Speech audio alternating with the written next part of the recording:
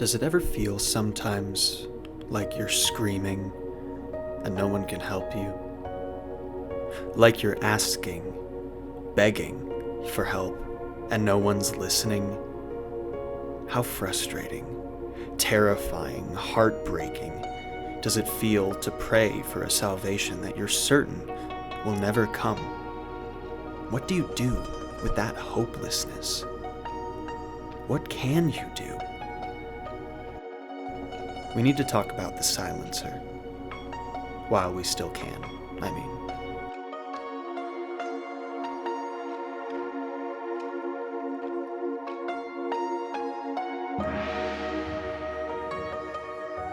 Last month, I was sent something I'd never seen before.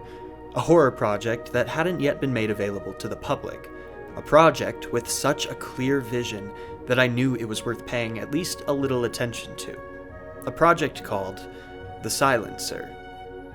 I don't always connect with every piece of work I'm sent or recommended, but this was not the case with The Silencer. As soon as I watched the first episode, I knew it was something I wanted to talk about. The series has such a distinctive style, incredible sound design, a truly intimidating antagonist, and explores certain themes in a fascinating and effective way. The series is also brand new and still being developed, so it's awesome getting the chance to analyze and theorize for the story before it's reached its conclusion. So, tonight, I'll be covering the 2 entries available as of the writing of this script. Can You Hear Me? And I Need a Drink. We'll start with just a basic breakdown of both episodes, and afterwards do some deeper analysis and theorizing. Before we start though, these videos should be up and available by the time this video goes live, so I'd recommend going and watching the original videos first before continuing this one. It should take you less than 10 minutes and will be worth it. Let's get into the first episode.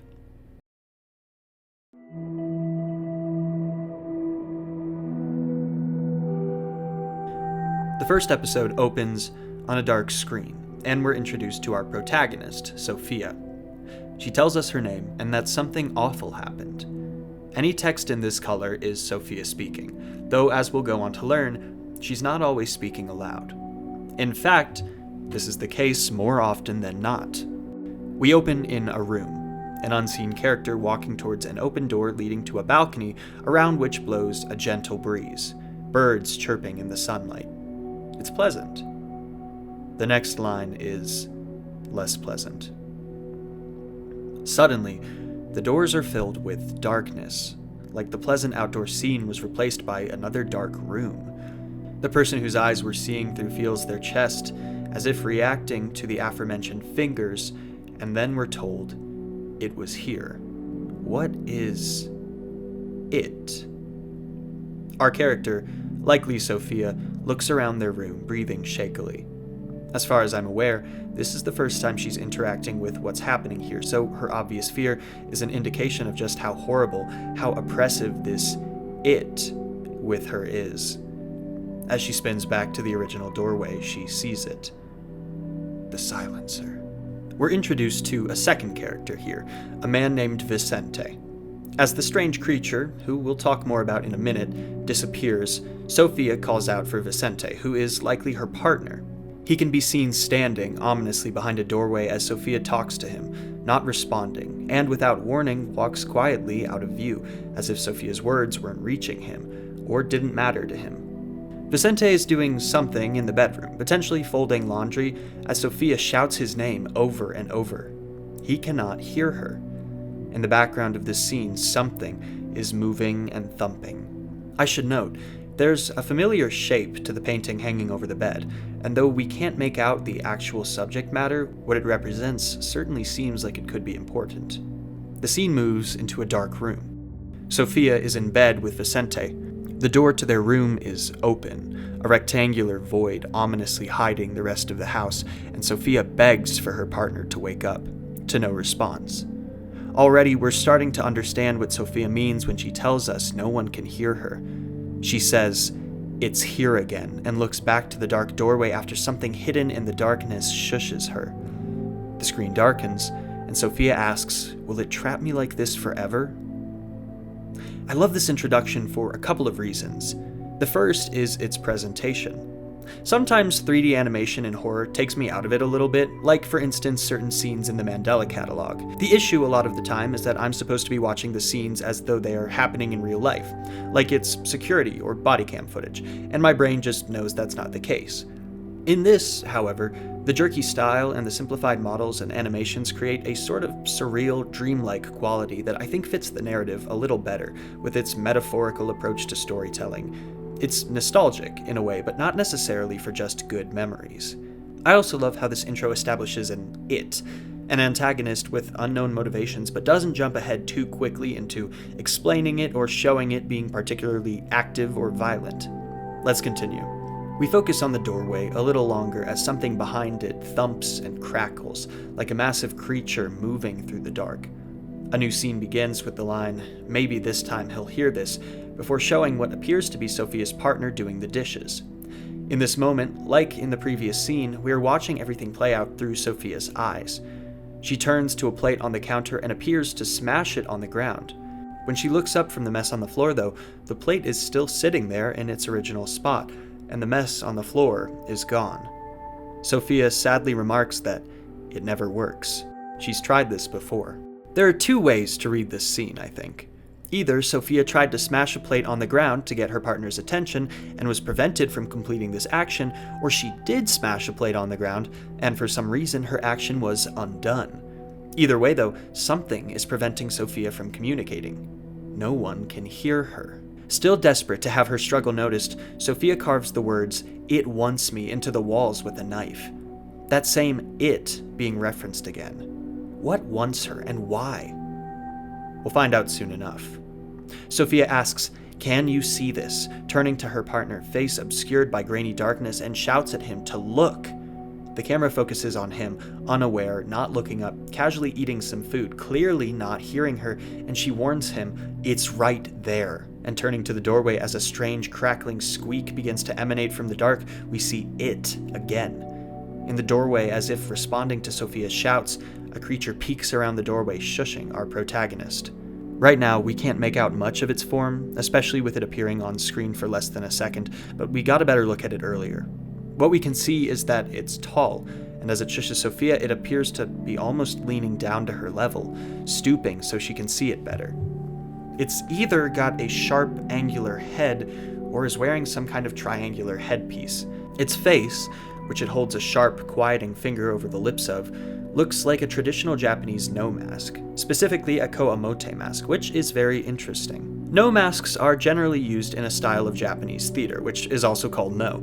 According to Brandon Chin, an author and prolific studier of Japanese art and storytelling, no masks have a storied spiritual history and are tools of storytelling, sometimes thought to hold the ability to channel spirits and deities. This specific mask resembles either a koamote or fukai mask. Both masks tend to represent human women. However, the first mask is a young, innocent woman, and the latter is a grieving, middle-aged woman. Due to the fact that the creature appears to be smiling, my assumption is that it's a koamote. But what could this mean? How could innocence and a villain wearing its mask relate to the story? Let's come back to that. It doesn't like it when I shout. Well, that explains the shushing. After Sophia says this, we cut back to her partner washing dishes again, as she screams at him over and over for help, to no response. This creature probably won't like that. Interrupted by a thumping and crackling elsewhere in the house, a sound we are quickly learning to associate with the silencer's movement, Sophia begins to peek around the corners and down hallways, trying to catch sight of the figure before it can get to her. She scans the living room quietly, a palpable tension looming over the scene. There's a lot of darkness, a lot of places for this thing to be hiding. We briefly see a family photo as she scans, parents and what seems to be a little boy and girl. Sophia's family, potentially? She looks towards an open doorway. It must be there. She takes a few careful steps towards it. Suddenly, her partner appears on screen, calling out to her. There's only a light piano note as the scene transitions, but it almost feels like a jump scare, silently jerking us away from our careful focus and presenting us with our new speaking character, whose words are in yellow this time. We also get our first real look at Sophia, as we finally leave the first-person perspective and enter the third. The man asks if she's okay, and a cutaway tells us that it changes what Sophia tries to say. Sophia, appearing young with tied back hair and slightly dark eyes, answers that she's okay and that someone named Julio is on the way. For a brief moment, a woman's voice sounds out over the scene, but we can't make out any words. Perhaps this is a second of what Sophia's actually trying to say, heard aloud, but it's quickly passed over. She was afraid, searching through the house for a monster. She's not okay, but much like the plate and the words carved into the wall, something is stopping her from communicating effectively with her partner, her only lifeline. She's trapped with her emotions inescapably. Sadly, resigned, Sophia simply comments, "That's not what I said," and turns to reveal the monster, staring at her in its full form. Its body is dark, very thin, and almost frail-looking. It doesn't move or do anything when Sophia looks at it. Interesting. For how afraid of it Sophia appears to be, and for how intimidating it is, it doesn't seem very violent. It seems more interested in simply lingering, being around her, stopping her words, preventing her outbursts. It's not a killer, it's just a silencer. It gets darker. Sophia says that it'll only get worse, and that she's not sure how much more she can take. She's sitting on the couch in the dark now, Vicente gone. Exhausted, she looks around, leans her head back, and comes face to face with the creature, standing right over her, looking down at her on the couch. Whatever its face is meant to represent, it's clearly not a mask. For just a second, as a high-pitched and eerie whistle rings out over the scene, we see the creature's lips move. And episode 1 ends. This first episode was all it took for me to decide to cover this series. It's such a strong start to the story and raises a bunch of questions, some of which I have theories about, others of which might be left unknown for the time being. What is the silencer, and what does it want with Sophia? How long has she been dealing with it? What role does Sophia's partner play in all of this? Can he simply not hear her struggle, or is there something deeper to it? Why the mask? Like I said, I have a couple of theories for some of these questions, but before I get to theorizing, let's go over episode 2, because I think it's crucial for understanding what's going on a little better, and what the creator is trying to tell us with this series.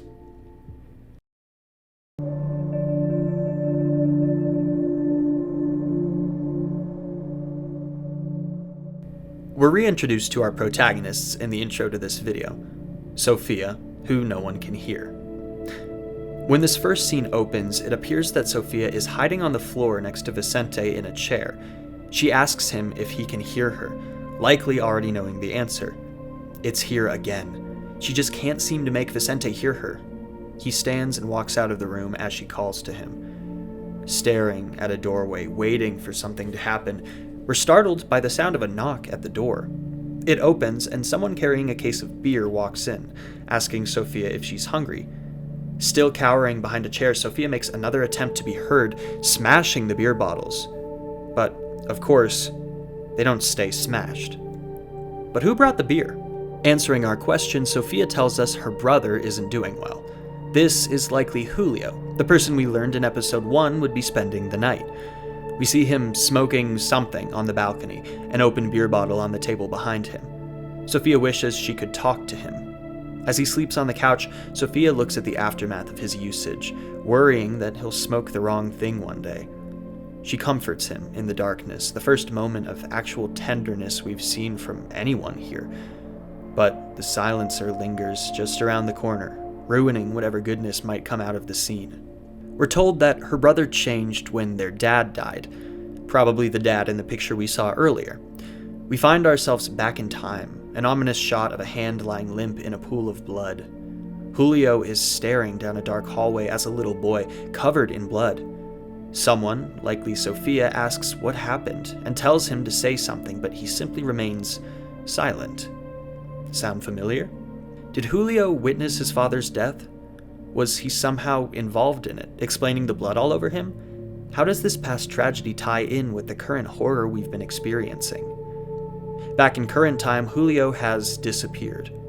Sophia looks around the quiet rooms for her brother, before finally opening the bathroom door where, terrifyingly, Julio is laying on the floor vomiting. His usage has seemingly caught up with him, but how bad is it? Sophia screams for him to wake up, and as she does, her words warp to begin saying, "Then I was trapped." She calls for help, running to Vicente reading in bed, telling him that her brother is dying. Her partner looks up and responds, "Yeah, we can watch a show." He's not hearing her. She's desperate, and no one can tell. The silencer sits in front of her, looking right over her shoulder. It's whispering something we cannot hear. Sophia cradles Julio, begging him to stay with her. He's holding tinfoil in his hand, a tool often used in the consumption of heroin or crack. He goes to light it, and as he does, the monster is peeking into the room again, not doing anything, but just watching the horror unfold. We assume he's lighting up for himself, but suddenly he presses the unknown substance against Sophia's face, and she inhales. In the next scene, things have changed. Sophia's clearly high, and the animation is smoother, no longer the grainy, choppy movements, but a more realistic, natural form of motion. Why does being high make things seem better, more natural? Julio crouches near Sophia with what looks like a tear running down his face. He asks if she can hear him and says that he's been trying to tell her something. Wait, is the same thing happening to Julio that's been happening to Sophia? The screen darkens. Now, it's time for a reintroduction. My name is Julio. No one has heard me since I was 7. We're back in the childhood scene, the one with the dead father, but this time, we see things from Julio's perspective. A young Sophia walks up, mirroring the scene we saw earlier, and behind her, a terrifying sharp claw, likely belonging to the monster we've started becoming familiar with, curls around the doorway. Julio desperately warns Sophia about it, but the scene suddenly shifts to show Julio standing there blankly. Already, the silencer is at work. We go through a series of scenes from Julio's perspective, him just living life, curled up in the house, playing on the swings, sitting on the sidewalk, and through all of these scenes, the shadow of the monster lingers, walking closer and closer and closer. It's like the kid never gets a break. He's aged into an adult with a demon always hovering over him. He tells us, when he drinks, it goes away. Suddenly, the day seems warm and bright, the monster nowhere to be seen. Julio is drunk in the middle of the day, looking around clumsily at his environment as he flushes out the terror with alcohol. To him, it is the lesser of two horrors.